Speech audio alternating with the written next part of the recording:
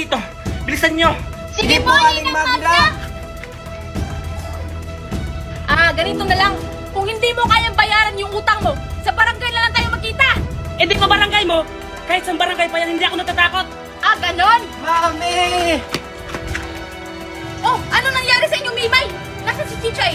Ay, Aling Corazon, hindi po namin kasama si Chichay! Saan ka galing ha? Kung bata ka, kung saan ka nagagala. Mami! Sinagtan ako dun ng extra! Buti na lang dumating si Darna!